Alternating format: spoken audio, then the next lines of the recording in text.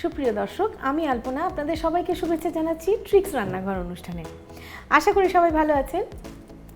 অন্যান্য দিনের মতন আজকে কিছু মজার রান্না নিয়ে আপনাদের সামনে হাজির হলাম। হ্যাঁ, আজকে আমরা রান্না করব কাঁকড়া। এটা অনেকে খান, অনেকে খান না। যারা খেতে ভালোবাসেন তারা অবশ্যই এটা করে খাবেন, আর যারা এখনও চিনে উঠতে পারেননি তারাও খেতে পারেন। আর যাদের রিজার্ভেশন আছে তাদের সম্পর্কে আমার কিছু বলার নেই। তাহলে আমরা আজকে রান্না করব ব্ল্যাক পেপার ক্র্যাব।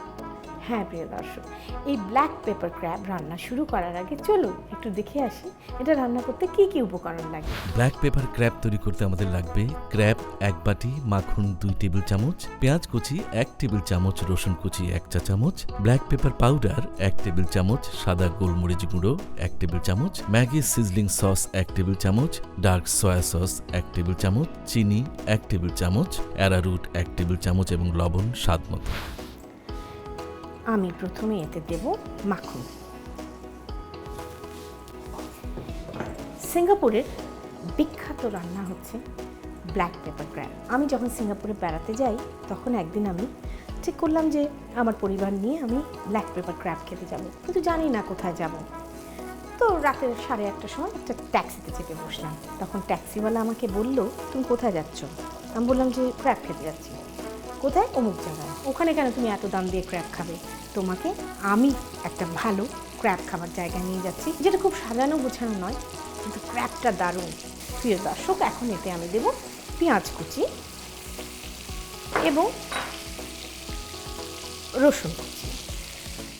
তো যেই কথাটা আপনাদের বলছিলাম, সেই ক্র্যাব খেতে যাওয়ার কথা, ও আমাকে বুদ্ধি দিল যে তুমি ক্র্যাব খেতে যাবে, তুমি ওখানে যে ক্র্যাবটা অর্ডার দিয়েই একটা ফ্রাইড রাইসের অর্ডার দিবে। তুমি ফ্রাইড রাইস খেতে থাকবে, প্রথমে ফ্রাইড রাইস আসবে, ফ্রাইড রাইস খাওয়া শেষ হতে হতে কিন্তু তুমি ক্র্যাব চলে আসবে। এই শুধু এটাই খাবে। যদি ক্র্যাব খেতে চাও তো ক্র্যাবই এনজয় করো, আর কিছু না।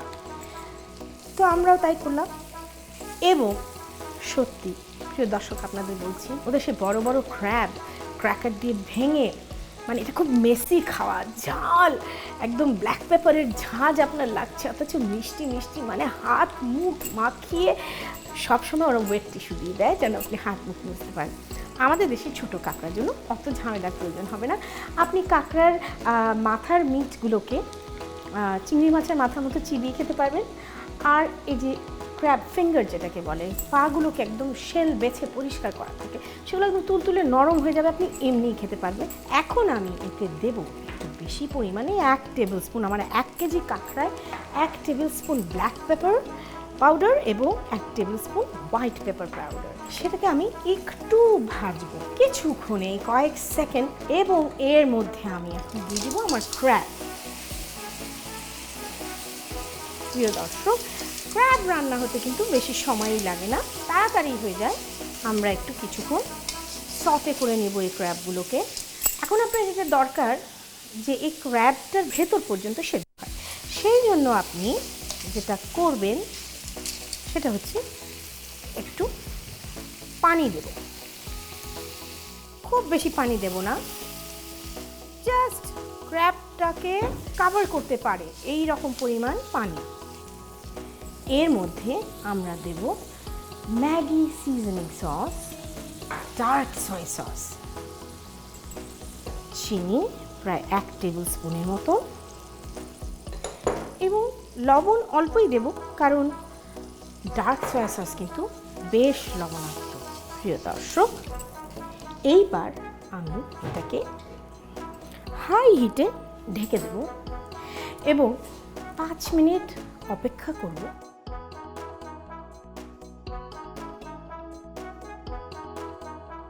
প্রিয় দর্শক, হয়ে গেল আমাদের 5 মিনিট। এই দেখুন, কাঁকড়াগুলো কিন্তু একদম সুসিদ্ধ হয়ে গেছে। এখন আমরা এতে দেব অ্যারারুট, জাস্ট একটু ঝোলটাকে ঘন করার জন্য।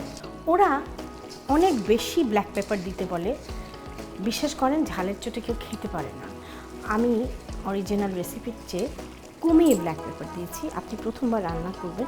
আমি এখানে 1 কেজি ক্র্যাবের মধ্যে 1 টেবিল স্পুন কালো গোলমরিচ আর 1 টেবিল স্পুন সাদা গোলমরিচ দিয়েছি। আপনারা কিন্তু বাড়িয়ে দিতে পারেন, ওরা অলমোস্ট 3 টেবিল স্পুন দিতে বলে, এতটা দিলে ঝালের চোটে কেউ খেতে পারে।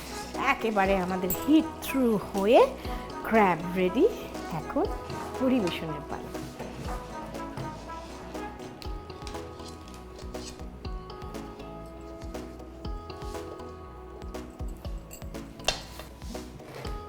প্রিয় দর্শক, তৈরি হয়ে গেল মজাদার ব্ল্যাক পেপার ক্র্যাব।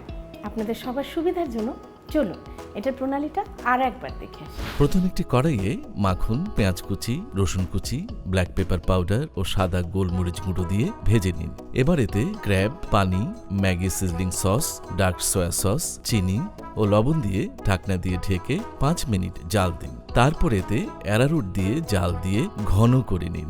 সবশেষে পাত্রে তুলে পরিবেশন করুন ব্ল্যাক পেপার ক্র্যাব।